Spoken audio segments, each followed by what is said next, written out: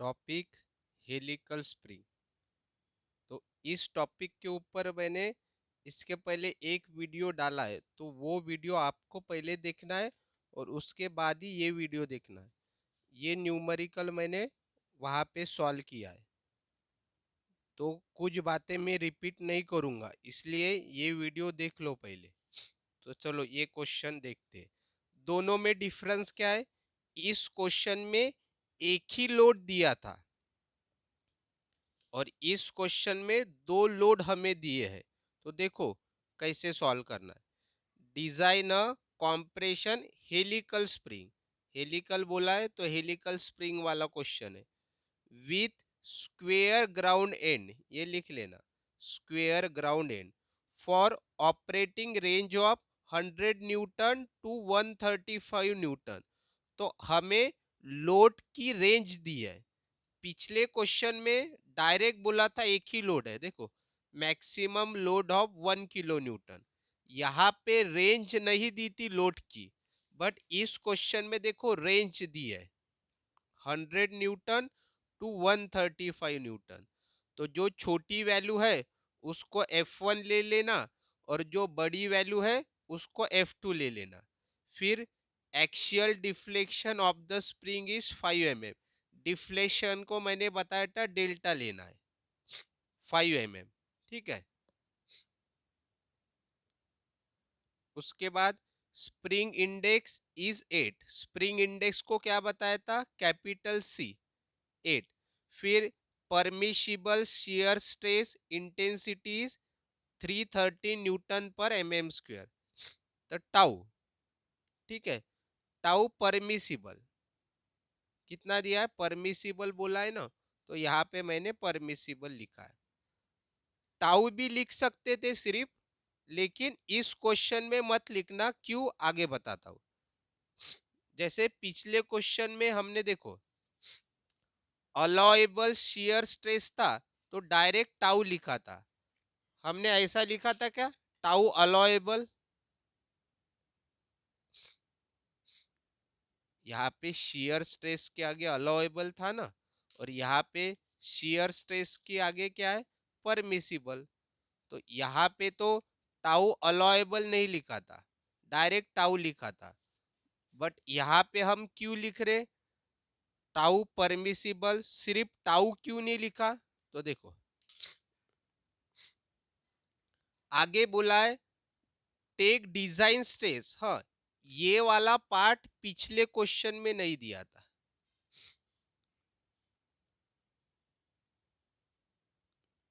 ये कभी कभी दे भी सकते हैं, नहीं भी दे सकते। अगर ये वाला पार्ट नहीं दिया है तो आप डायरेक्ट इसको टाउ लिख सकते हैं, कोई प्रॉब्लम नहीं, अगर ये वाला पार्ट नहीं दिया है तो। बट अगर ये वाला पार्ट दिया है तो क्या लिखना? Tau permissible. परमिसिबल है तो परमिसिबल लिखना, यहाँ पे अलाउएबल आया तो अलाउएबल लिखना। तो देखो इसका यूज क्या है, तो क्या बोला है? टेक डिजाइन स्ट्रेस, तो टाउ लिखना और डिजाइन लिखना। कितना है बोलते?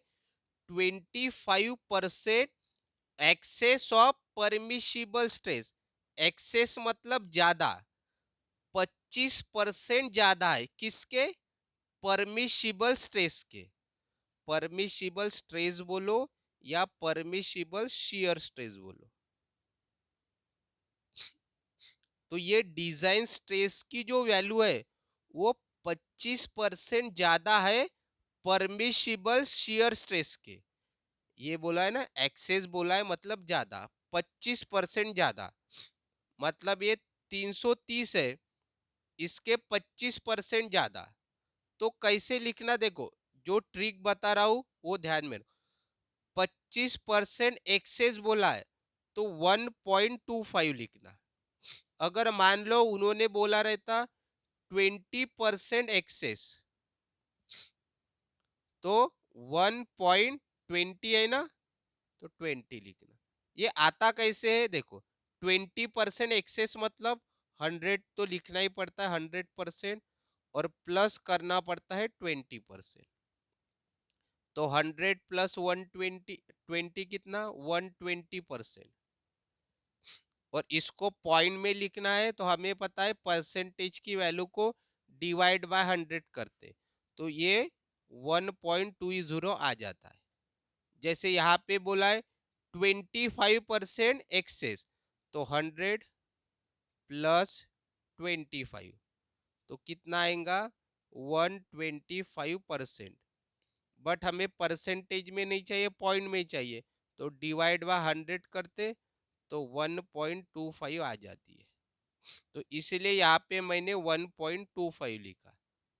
तो ऐसा भी ध्यान में रख सकते हो, या फिर मैंने शॉर्टकट बता दिया। क्या बता दिया? 1.25 है तो 25 लिखना, यहाँ पे 20 है तो यहाँ पे 20 आएगा। अगर उन्होंने बोला 50% तो यहाँ पे 50 आएगा। सिंपल ट्रिक ध्यान में रखना, ठीक है। तो फिर 1.25 इंटू करना किसके? Tau permissible. तो टाउ परमिसिबल क्योंकि उन्होंने बोला है ना 25% एक्सेस किसके? Permissible shear stress. तो मल्टीप्लाई करना परमिसिबल शियर स्ट्रेस की वैल्यू से, तो उसकी वैल्यू है 330। और देखो यूनिट न्यूटन पर एमएम स्क्वायर है, तो पिछले क्वेश्चन में बताया था इसको ही बोलते मेगा पास्कल, तो इसका यूनिट मेगा पास्कल ही चाहिए। तो इसका आंसर आएगा 412.5 न्यूटन पर एमएम स्क्वायर, या फिर मेगा पास्कल भी लिख सकते हैं, एक ही है। और फिर से निकालना क्या है? डायरेक्ट पहले लाइन में ही बोला है डिजाइन अ कॉम्प्रेसर कॉम्प्रेशन हेलिकल स्प्रिंग। कभी कभी क्या होगा वो मेंशन करेंगे क्या क्या निकालना है, जैसे बोलेंगे डायमीटर ऑफ वायर निकालो, तो डायमीटर ऑफ वायर निकालना। फिर वो बोलेंगे मीन डायमीटर ऑफ कॉइल, तो मीन डायमीटर ऑफ कॉइल निकालना। आउटर डायमीटर ऑफ स्प्रिंग बोला तो वो निकालना, ठीक है। कभी कभी बोलेंगे ये आपको निकालना है तो उतना ही निकालना, और सिर्फ डिजाइन बोला है तो ये सारी वैल्यूज निकाल लेना, जैसे हमने पिछले क्वेश्चन में निकाला था। तो पिछले क्वेश्चन में भी सबसे पहले हमने क्या निकाला था? Diameter of wire. तो देखो ये पिछले क्वेश्चन में मैंने सॉल्व करके बताया है, ठीक है, ये वाला पॉइंट तो इसमें नहीं बताऊंगा। फिर हमें सेकंड क्या यूज किया था हमने? टाउ का फॉर्मूला। तो ये टाउ कौन सा रहेगा? ये टाउ परमिसिबल नहीं लेना है, हमें लेना है टाउ डिजाइन वाला। ये डिफरेंस यहाँ पे ध्यान में रखना। पिछले क्वेश्चन में एक ही टाउ की वैल्यू थी, टाउ की वैल्यू एक ही थी, बट यहाँ पे एक टाउ परमिसिबल भी है और टाउ डिजाइन स्ट्रेस भी है, तो ये डिजाइन वाली लेना है, ठीक है। फिर ये भी मैंने ये सारी चीजें पिछले क्वेश्चन में बताया है। सिर्फ यहाँ पे देखो डिफरेंस क्या है फॉर्मूले में।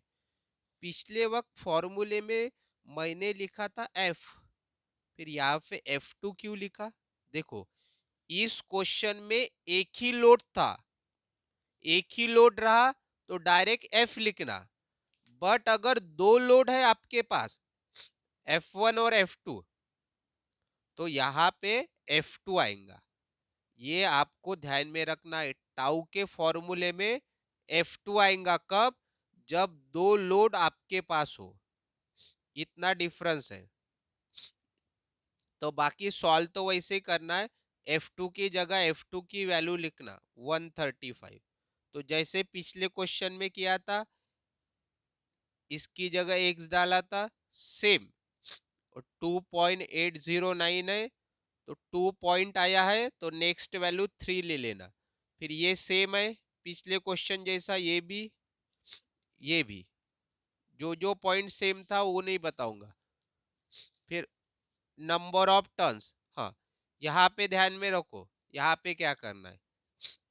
अब यहाँ पे ना F1 लिखा मैंने ना F2 लिखा, डायरेक्ट क्या लिखा F। तो ये F कहाँ से निकलेगा? क्योंकि F नहीं है हमारे पास F1 है और F2 है, तो एफ कहाँ से निकलेगा? तो एफ कैसे निकलता है देखो, F2 माइनस F1। तो इस फॉर्मूले से हमारा F निकलेगा। क्या है F का formula? F2 minus F1। F2 है क्वेश्चन में दिया है 135, ठीक है,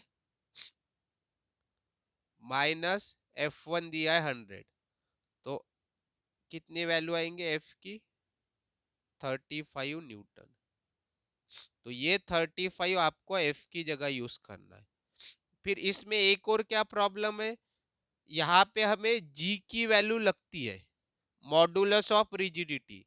पिछले क्वेश्चन में दी थी, बट इस क्वेश्चन में आपको नहीं दिया है, तो आपको अज्यूम करना पड़ेगा। तो क्या अज्यूम करेंगे?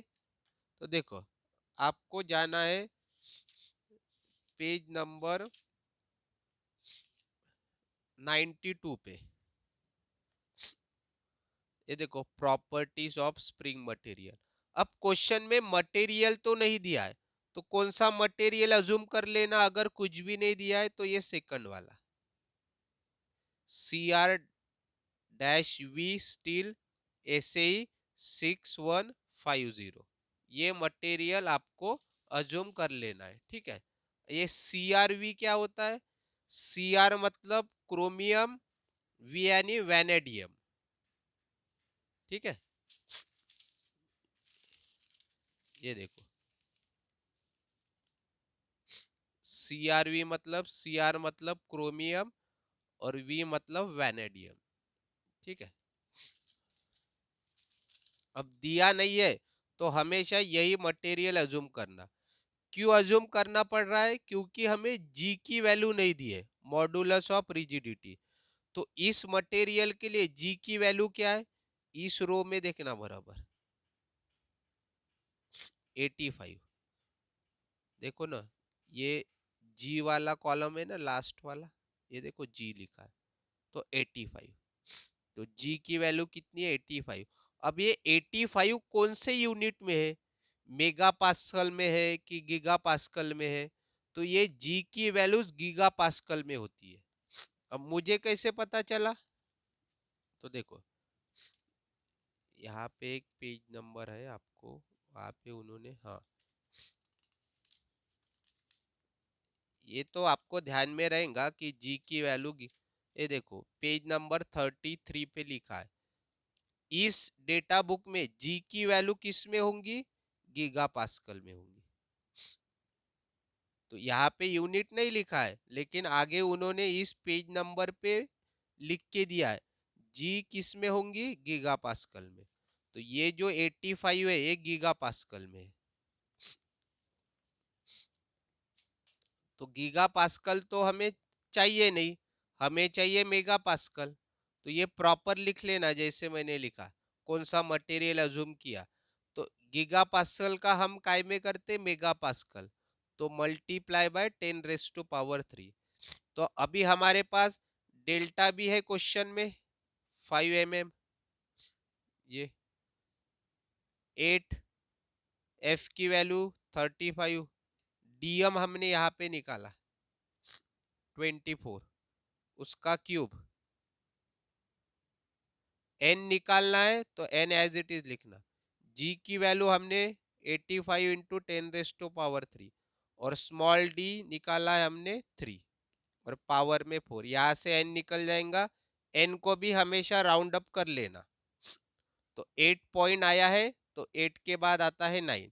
फिर क्या निकालते हम? N1 निकालते। तो पिछले वक्त हमने ये अज्यूम किया था स्क्वेयर एंड ग्राउंडेड या फिर स्क्वेयर ग्राउंडेड अज्यूम किया था। यहाँ पे अज्यूम करने की जरूरत नहीं, क्योंकि क्वेश्चन में खुद बोला है उन्होंने स्क्वेयर ग्राउंडेड, तो अज्यूम करने की जरूरत नहीं है। तो ये पता है जैसे पिछले क्वेश्चन में निकाले थे, सेम है, ये भी सेम है। सिर्फ यहाँ पे देखो अभी क्या चेंजेस है। LF, तो पिछले क्वेश्चन में मैंने बोला था del equal to del max लेना है। कब? जब हमारे पास एक ही लोड हो। बट इस क्वेश्चन में हमारे पास एक से ज्यादा लोड है यानी दो लोड है, एक कौन सा है F1 ये पहला लोड, F2 दूसरा लोड, तो दो लोड है तो del equal to del max नहीं लेना है, हमें डेल मैक्स की वैल्यू निकालनी पड़ेगी। तो कैसे निकालते हैं देखो डेल मैक्स की वैल्यू,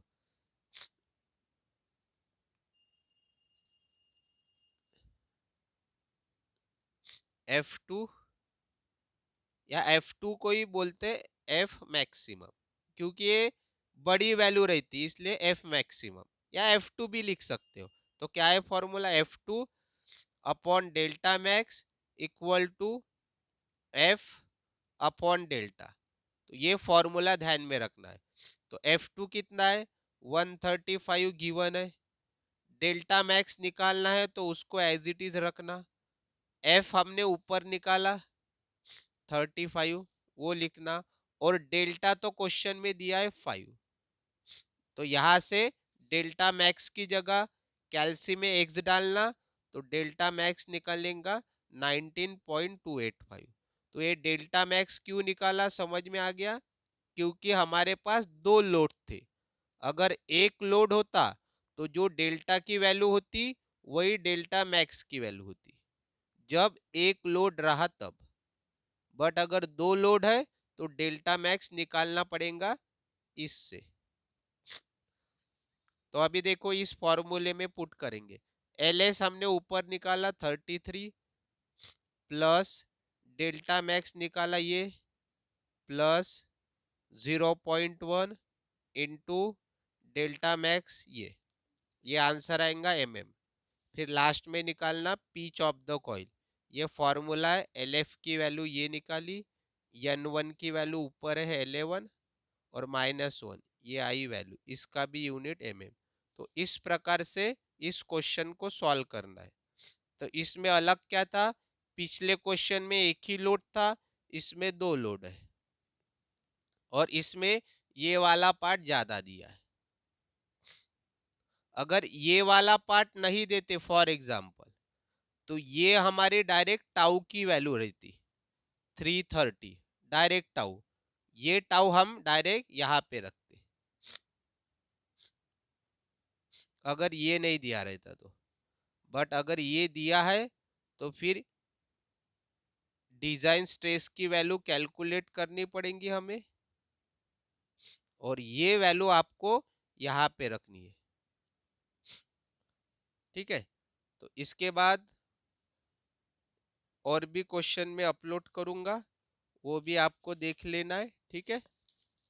अगर कुछ डाउट होंगे तो कमेंट के माध्यम से आप पूछ सकते हो, और वीडियो पसंद आया हो तो लाइक और शेयर जरूर करना, और चैनल को सब्सक्राइब करना।